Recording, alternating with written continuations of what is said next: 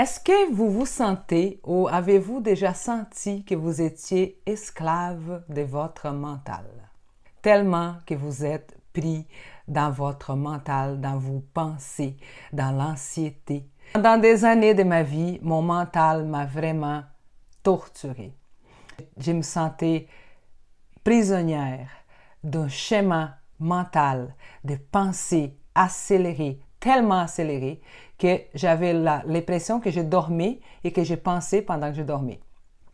Aujourd'hui, je vais partager avec vous comment j'ai arrêté de trop penser grâce à Eckhart Tolle. Le premier livre, c'est Le pouvoir du moment présent. Et le deuxième de lui que j'aime vraiment beaucoup, c'est Nouvelle Terre. Ces deux ouvrages de cet auteur m'ont sauvé la vie. Je peux le dire aujourd'hui avec beaucoup de gratitude que grâce au matériel de cet auteur, j'ai vraiment eu la sensation qu'il y avait de l'espoir pour moi. Pendant une longue période de ma vie, mon mental m'a complètement bouffé toute ma joie de vivre. J'ai pensé tellement, mais tellement, que j'ai vraiment cru que j'avais une maladie quelconque mentale. Je suis allée jusqu'à croire qu'il n'y avait pas d'espoir pour moi, que je ne pouvais pas rien faire de ma vie et que j'étais condamnée à vivre dans cette prison pour le reste de mon existence. Et un jour, en lisant ce livre, j'ai tombé sur une phrase qui m'a permis de tout reconsidérer. Je vais partager avec vous la phrase qui m'a permis de mettre fin à cette diarrhée mentale. C'est vraiment ça. Hein? C'est vraiment la sensation qu'on a, c'est que on manque d'air, qu'on manque d'espace dans notre esprit pour contenir autant de pensées. Et la phrase, c'est la suivante, je vais vous la lire. S'identifier au mental, c'est lui donner de l'énergie. Observer le mental, c'est lui enlever de l'énergie. Quand j'ai lu cette phrase dans ce livre, il y a plusieurs phrases impactantes dans son livre. C'est juste au début du livre, en réalité, c'est dans la page 71, mais il y a tellement de contenu dans ce livre qui peut nous transformer et transformer complètement notre existence que je pourrais parler ici à l'infini de tout ce que ce livre-là m'a apporté comme résultat, comme paix et transformation. Mais aujourd'hui, je vais juste partager avec vous le pourquoi que cette phrase m'a vraiment aidée et comment elle m'a aidée et qu'est-ce que j'ai fait pour mettre en pratique l'apprentissage, tout l'enseignement qui contiennent ce livre merveilleux. Premièrement, quand j'ai réalisé que s'identifier au mental, c'est lui donner de l'énergie, j'ai compris que le fait de vouloir arrêter de penser, le fait de mettre autant d'énergie à arrêter mes pensées, j'étais en train de le amplifier. J'étais en train de le nourrir, cet hamster que j'ai dans la tête. La petite voix dans ma tête qui jacassait 24 heures sur 24, tellement que je me réveillais déjà anxieuse. Des fois, je me réveillais puis j'étais déjà en crise d'anxiété. Parfois, la nuit, l'anxiété me réveillait, tellement que j'étais aux prises et je ne le savais pas. J'étais totalement inconsciente que je m'identifiais à mes pensées, que j'étais en train de penser que mes pensées étaient moi-même. Et pourquoi ce livre m'a aidé? C'est que le concept d'Eckhart Tolle, c'est que nous ne sommes pas nos pensées. Nous sommes une entité complètement distincte de notre pensée. Nos pensées, c'est de l'ego. La pensée vient de notre ego. Bon, je n'élaborerai pas ici le concept de l'ego d'Eckhart Tolle, mais on y viendra dans d'autres vidéos. Mais aujourd'hui, je voulais juste partager avec vous ce qui m'a vraiment permis de transformer mon existence grâce à cette simple phrase pour Quand j'ai compris que je mettais beaucoup d'énergie à mes pensées, j'ai réalisé ô combien ma vie aurait été différente si j'avais juste reconnu que ces pensées-là n'étaient pas moi. J'aurais tellement aimé savoir ça avant. La première chose qui m'est venue en esprit, c'est pourquoi je n'ai pas compris ça avant. J'aurais pu éviter tant de souffrances, tant de malheurs. Et ensuite, j'ai réalisé que je n'arriverai jamais à me libérer de mon mental tant aussi longtemps que je me concentrais en arrêter de penser. Ce n'est pas possible d'arrêter de penser.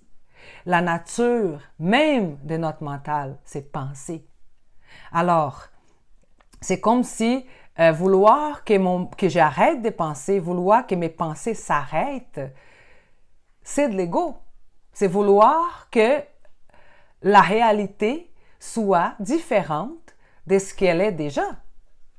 Et quand il dit ici, maintenant, dans le moment présent, le seul moment qu'on a dans la vie, c'est le présent. Le passé, c'est une illusion. Le passé est fini. Il n'existe plus. C'est une illusion. C'est une image. C'est un programme qui est resté, c'est un enregistrement, une mémoire. Et toute notre vie n'est bâtie que sur des mémoires. Notre expérience humaine est comme on vit notre expérience humaine basée sur ce qui s'est passé dans notre passé. Donc, quand j'ai compris cela, j'ai dit, mais mon Dieu, pourquoi je n'ai pas su ça avant? Et là, une autre voix m'est venue dans la tête, c'est que si j'avais su ça avant, je ne serais pas qui je suis maintenant. Alors, tout est correct comme c'est. L'acceptation. À partir de ce moment-là, j'ai commencé vraiment à observer mes schémas de pensée. Ça m'a amené une certaine présence pour tout ce qui se passait dans mon esprit et qu'est-ce que ces pensées-là réveillaient en moi, dans mes émotions, dans mon corps physique, émotionnel, mental, spirituel. Et ô combien me dédier tant à arrêter de penser était en train de me détruire. J'ai pensé tellement trop que j'ai fini par tomber dans une dépression profonde où je voyais aucun sens à ma vie, où je ne voyais pas comment j'allais m'en sortir. J'étais sur le bord de perdre l'espoir quand j'ai vraiment décidé, choisi de me dédier et mettre en pratique tout ce que Eckhart Tolle enseigne dans ce livre. Et comment cette prise de conscience-là m'a aidé vraiment concrètement dans mon quotidien? Ça a été de comprendre que je n'avais pas besoin d'arrêter de penser. Je n'avais pas besoin de me débattre contre mon mental. Je n'avais pas besoin de lutter contre mes pensées, contre l'anxiété, contre tout ce qui se présentait dans mon expérience quotidienne. Tout ce que j'avais besoin de faire, c'est d'être consciente que ce n'était que des pensées et qu'elle allait revenir. Elle allait passer et elle allait revenir. Elle allait passer et elle allait revenir. Donc, j'ai commencé à répéter dans ma tête, ce n'est qu'une pensée. Et j'ai commencé vraiment à observer seulement, je suis celle qui observe cette pensée. Et je l'observe passer et elle passe. Et elle va revenir. Elle va toujours revenir. Ensuite, j'ai visualisé le ventre d'un bébé qui dort. OK? Un bébé, quand il dort, il respire paisiblement. Et on voit son ventre qui lève et qui descend, qui lève et qui descend. J'imaginais que j'avais un ballon dans mon ventre. Puis, à mesure que j'ai inspiré, ce ballon-là, il se gonflait et se dégonflait. La respiration consciente m'a aidée. Pourquoi? Parce qu'à mesure que j'ai inspiré, que j'ai respiré, que je m'en venais dans ma présence, dans mon esprit, ici, maintenant, j'ai commencé à me rendre compte des impacts que tout ça, que croire à ces pensées-là, qui croire que j'étais vraiment ces pensées-là, tous les impacts que cela avait eu dans ma vie. Ça m'a mis dans un état dépressif, dans un état d'autodestruction tellement fort, et ça m'a tellement empêché d'accéder au miracle qui est vivre, qui est exister sur cette terre. Ça m'a amené des idées noires, j'ai broyé du noir, j'ai vécu... C'était vraiment un enfer. Aujourd'hui, quand je regarde cette époque de ma vie, je réalise vraiment que j'étais en enfer. Je ne sais pas comment j'ai fait pour survivre pendant des années dans cette prison. À partir de là, j'ai commencé à amener de la présence de plus en plus dans ma vie, dans mon quotidien. Donc, à chaque fois j'étais sur la route, respirer. Comment va ta respiration? Je me posais la question, comment va ta respiration? Et quand une pensée trop répétitive, une pensée qui est en boucle, qui tourne en boucle là, que j'appelle les pensées compulsives, hein, que c'est celle qui t'essaie de t'en débarrasser, qui plus tu essaies de t'en débarrasser, plus elle devient intense, ou sinon elle va trouver d'autres façons d'arriver et de t'emprisonner encore dans ton schéma mental. Le fait que j'ai respiré, comment ça va? Qu'est-ce que cette pensée-là crée dans mon corps? Comment je me sens lorsque je crois que je suis ça? Et là, j'étais présente pour mes sensations corporelles. Je sentais mon cœur battre plus vite. Je sentais une angoisse me monter ici, puis ça faisait un nœud ici à la gorge. Et c'est là que j'ai compris comment l'anxiété m'avait atteint et comment j'étais devenue quelqu'un d'extrêmement anxieux. Je faisais des crises de panique. L'inquiétude quotidienne, tout le temps m'empêchait de vivre, de m'amuser, de rire. Et je suis quelqu'un de très joyeux dans la vie. J'aime la vie, j'aime rire, j'aime les gens, j'aime tout, j'aime l'expérience humaine. Être un être humain, pour moi, c'était intéressant. Jusqu'à ce que je tombe en dépression et que je réalise que ma vie n'avait aucun sens, que ma vie n'avait pas d'importance, que ce qui m'importait dans ces moments-là, c'est le fait que j'ai pensé trop. Il fallait que j'arrête de penser. J'ai pensé trop. Et en faisant ça, je ne faisais que m'enfoncer encore plus jusqu'à ce que je tombe vraiment de haut et que je me ramasse au fond du baril. Au fond du puits, comme on peut dire. Donc, comment arrêter de trop penser? À mon opinion, selon mes réflexions, selon mon expérience de vie, c'est justement d'arrêter de vouloir arrêter de penser. Parce que le fait de vouloir arrêter de trop penser, le fait de se débattre avec notre mental, le fait de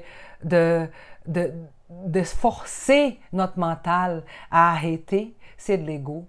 C'est comme si on voulait que la vie soit comme on veut qu'elle soit et non comme elle est telle qu'elle. Et la réalité est ce qu'elle est. La réalité, c'est quoi? C'est que ton mental, il est fait pour penser. C'est sa nature. Il n'y a rien à faire. Alors, qu'est-ce qu'on fait dans ce temps-là si on ne peut pas arrêter de penser? Reconnaître que nous ne sommes pas ces pensées-là. Reconnaître que nous sommes celui qui observe cette pensée et qui peut la changer. Dans un cours en miracle, il dit « Un miracle, c'est juste le changement d'une pensée. Il suffit d'une pensée pour produire un miracle. Et il suffit d'une pensée pour détruire une vie. Alors, tout commence par une pensée. Quand on réalise que nous sommes beaucoup plus grands que cet ensemble de pensées, des croyances et des schémas répétitifs et des programmes que nous avons et nos expériences du passé et que nous identifions avec les événements qui arrivent dans notre vie. Mais quand on sort de ça, quand on se distancie de notre vie et qu'on réalise que nous ne sommes pas tout ça. Nous sommes celui qui crée ces expériences. Nous sommes ceux qui les amènent, qui les met en existence. On reprend notre pouvoir. Quand j'ai compris que je n'étais pas ma pensée, que j'étais au-delà de ça et que je pouvais simplement me conscientiser et simplement respirer et lâcher prise. Il y a une pensée qui arrive, respirer et lâcher prise. Et quand je sentais que ça se transformait en anxiété, comment va ma respiration?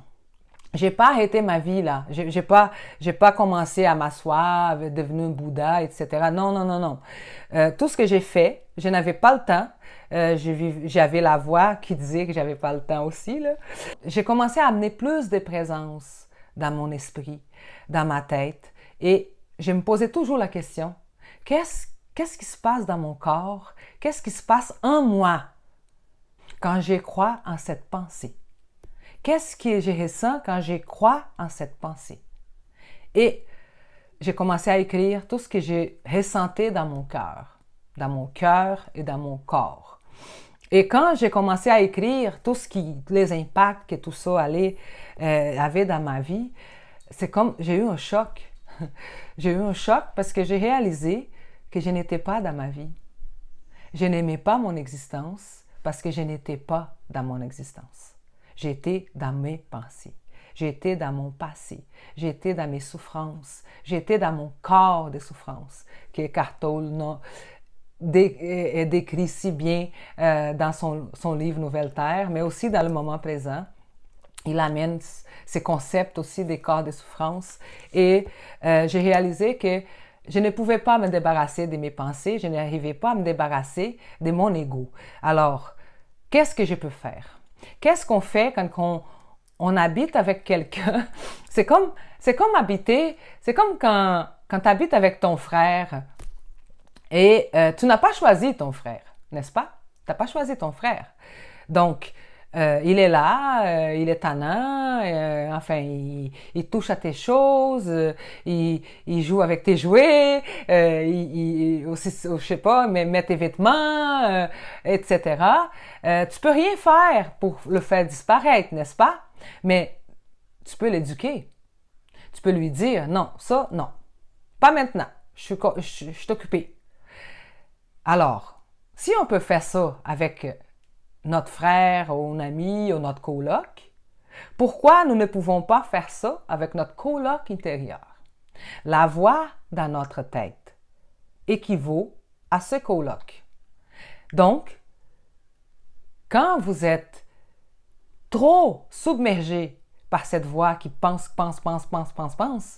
imagine que c'est votre coloc et que vous n'avez que se retirer de la pièce où ce coloc-là il est et aller ailleurs et vous recentrer. Quand vous sentez submergé par trop de pensées, faites juste comment va ma respiration. C'est tout. C'est tout ce qu'on a besoin de faire. Respirer. La respiration, elle va amener de l'oxygène dans notre esprit, dans notre corps, dans tout notre système nerveux. Ça nous aide à nous recentrer, ça nous amène à ici maintenant. Tu ne peux pas concentrer sur ta respiration et sur ton passé et ton futur en même temps. On ne peut pas respirer consciemment, OK? Et penser à tout ce qu'on a à faire, les factures à payer, le loyer qui arrive demain, mon Dieu, j'ai pas d'argent. Et c'était moi ça. C'est vraiment là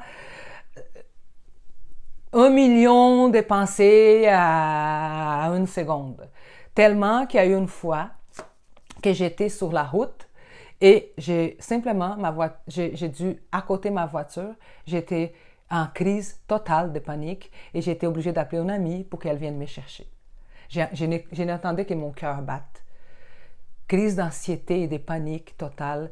Je vivais constamment là, dans une frustration quotidienne. J'étais toujours enragée. J'étais impatiente, intolérante, jugeais tout le monde, jugeais mes pensées, me jugeais, autodestruction totale. Et la culpabilité que j'ai ressentie à chaque fois, j'étais prise dans ma pensée. À chaque fois que mon fils arrivait de l'école et me racontait sa journée, mais que j'ai réalisé que j'avais entendu quelque chose qu'il avait dit, mais le reste, j'étais dans ma tête en train de penser au souper, au devoir, etc. Mais c'était à un rythme que vous ne pouvez pas imaginer. Ou peut-être, oui, peut-être que vous êtes aussi pris avec ça, peut-être que vous êtes aussi pris aux prises avec un mental très, très actif. J'avais commencé à regarder quoi d'autre je pouvais ajouter dans mon quotidien qui m'apporterait de la joie. OK? Je n'avais pas de joie dans ma vie. Je n'avais que des problèmes, que de l'anxiété, que l'inquiétude. Je ne savais pas comment j'allais faire pour survivre.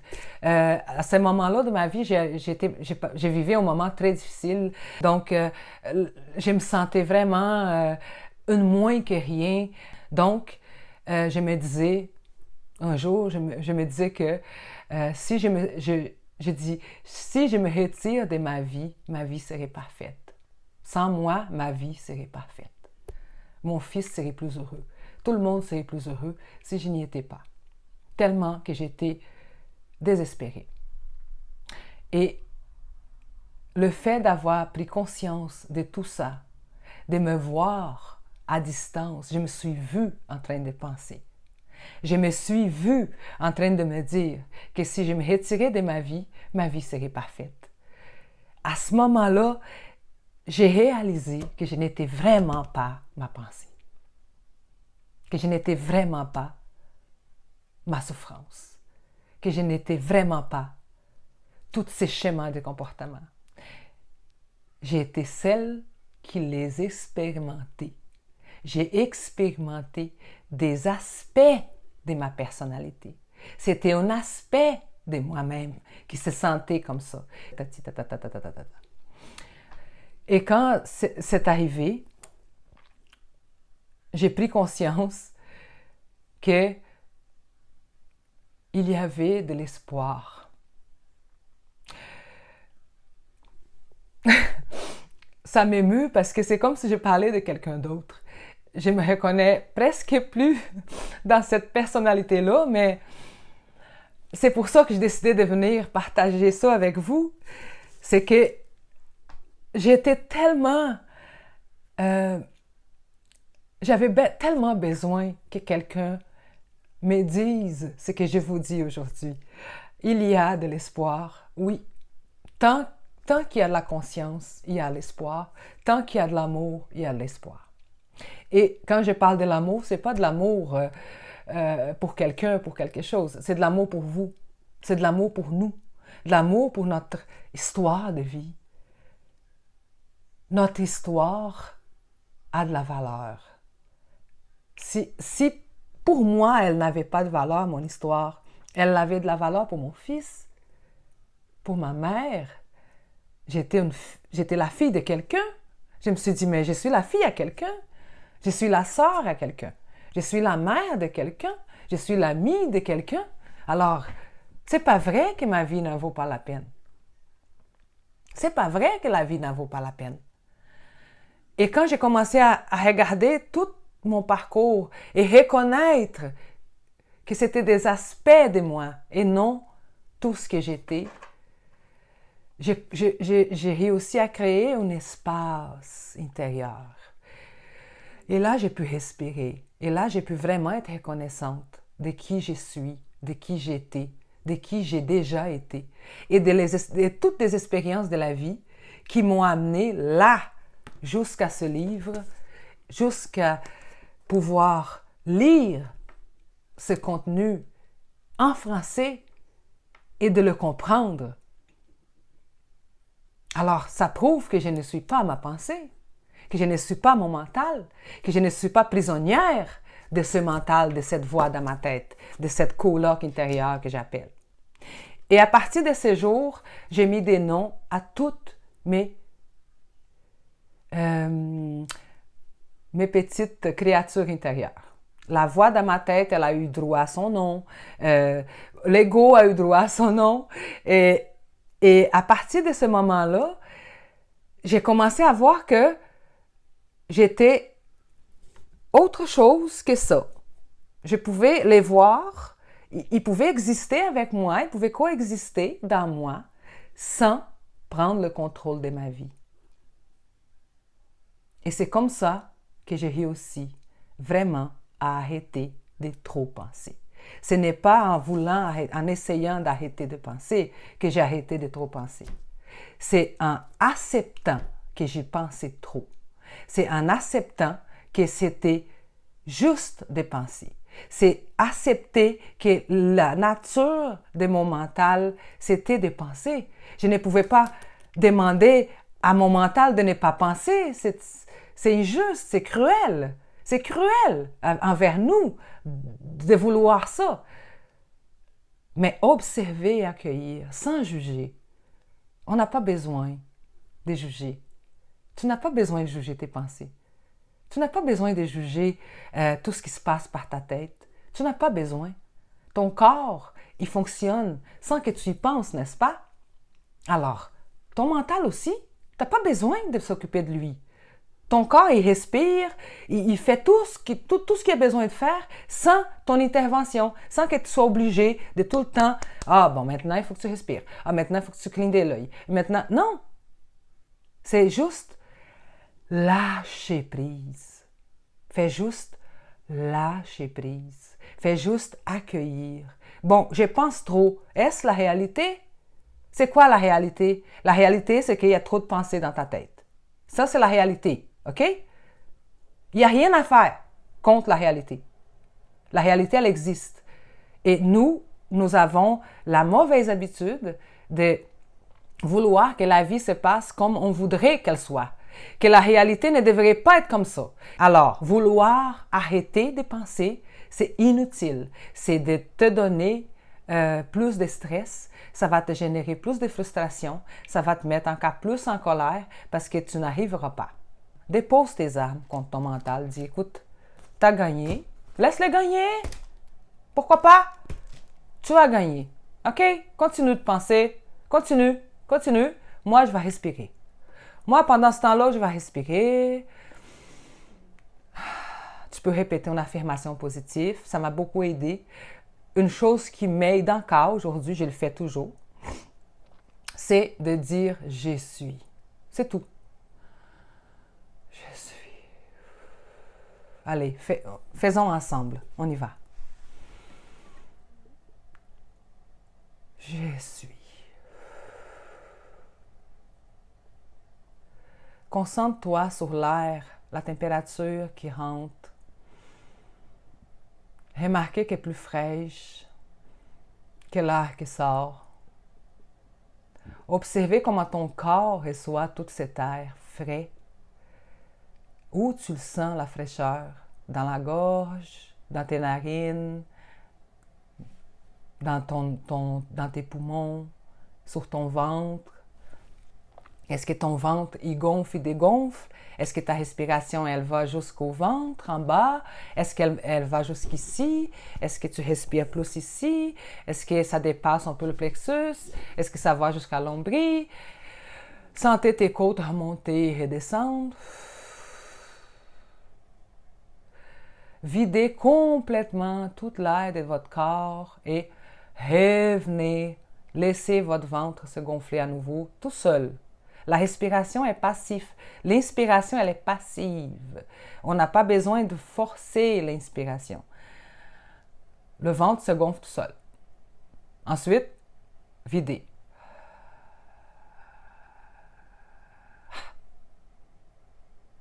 Et laissez le ventre gonfler tout seul. Et voilà. Et ensuite, bon, voilà. Donc, j'espère que cette vidéo t'a aidé. J'espère que tu vas vraiment pratiquer au quotidien ta présence. Et Une chose que j'aime beaucoup aussi, c'est pendant que je fais la vaisselle, je sens la température de l'eau, je lave la vaisselle, je regarde, je sens le savon. Tu vas prendre ta douche, vérifie de quel côté tu commences à laver en premier. C'est tous des petits trucs au quotidien qu'on peut faire. Tu n'as pas besoin d'aller dans un ashram, de t'enfermer dans une retraite de silence, aller vivre enfermé dans un monastère. Non, le but de l'expérience humaine, c'est de vivre cette expérience, c'est de vivre notre humanité. Ton humanité, elle est divine, elle est importante. Tu es important. Tu es important pour moi. Tu es important pour moi. Et je suis importante pour moi.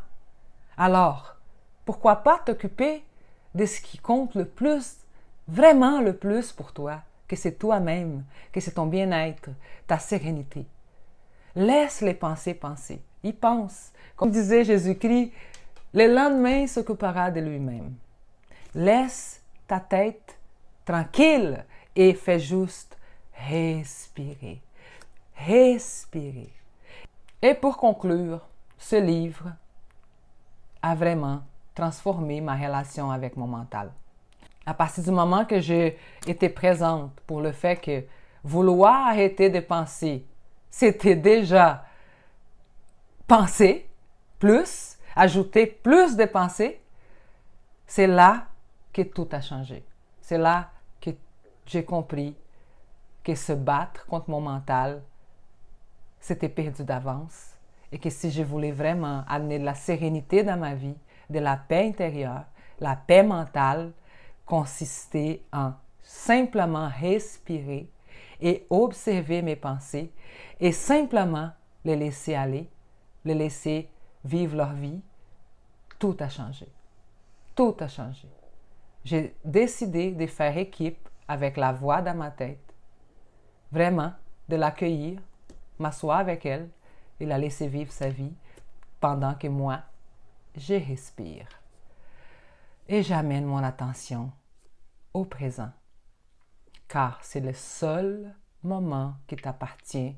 C'est la seule chose qui nous appartient en cette vie, c'est le moment présent.